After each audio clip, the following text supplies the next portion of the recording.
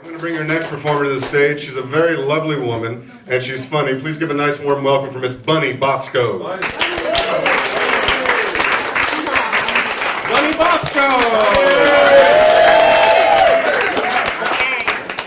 I can't see, but okay. Good evening, ladies and gentlemen. I'm back again to give you updates of what happens as you get older. The latest is I've been getting calls in the evening for a chairlift. People think you reach a certain age, you should just let your legs hang and rot. And I told them, okay, I'll get a chairlift. I mean, I don't even have steps, but I'll get a chairlift. If you could run that rail through the entire house into every room. So this way I just get up and I just sit, and I sit all day. And the next call was for a walk-in tub. How high are they making these tubs? And I told them, no, I don't need a walk-in tub. I have a chairlift.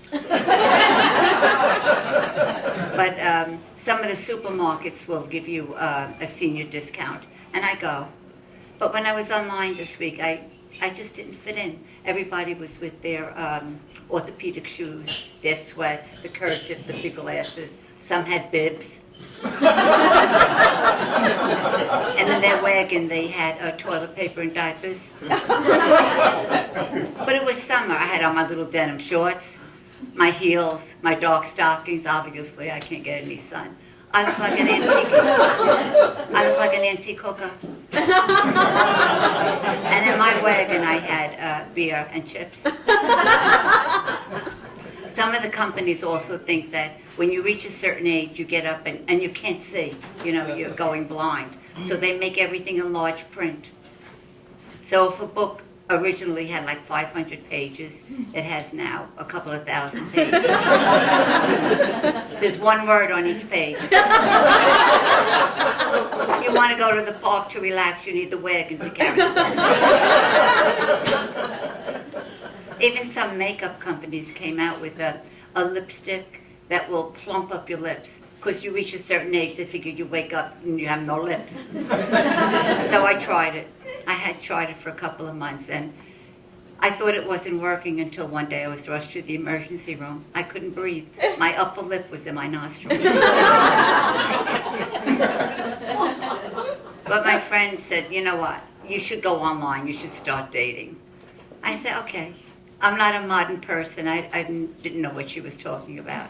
I hung my underwear on the line with my phone number. She found out. She brought me to a dating service where they showed me pictures of bare-chested men standing proudly next to their wheelchair. But one had his diaper showing. And I was turned on. And I called him. And he suggested that we meet, but if I would go to his place because it was chilly out. It was July, it was 100 degrees. I said, okay, because, you know, I still drive. I have a beautiful vintage Buick. And I went. I do, I really do. And I went to his place. It was a senior citizen facility. He met me at the door, very nice, and he suggested that we have dinner. It was 2 o'clock. I said, okay. We went into the dining room, and the waiter brought the menu. Of course, he had to hold it. It was 500 pages. One item on each page. But I was looking at everything was mashed chicken, soup chicken. It was just, you know, just everything soft and mushy. I supped up my dinner. And then he suggested he wanted to show me the grounds. I said, okay. He got in his wheelchair, I got on his lap.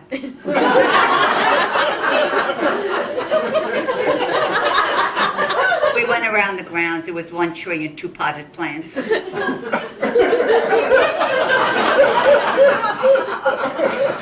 And then he wanted to go back to his room for a nightcap. It was 3 o'clock.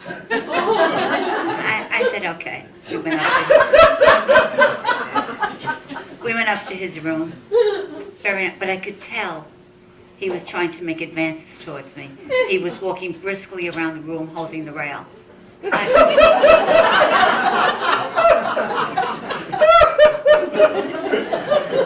think, oh, what the heck, I got naked. And I got into bed. But I was watching him. He took off his hair, took out his teeth, took off his heels, his diaper, and he got into bed, and he dozed off. But I was hot, I was very hot. The bed was heated to 120 degrees. And before I leave, I just want to tell you one true story. I do have a vintage Buick. It's a beautiful red Buick. That's my hobby. But one day, and I have it parked in my driveway, but one day the car wasn't there. I panicked. I was crying. I didn't know what to do first until I realized why the car wasn't there. I was in it. And I thank you for being so kind.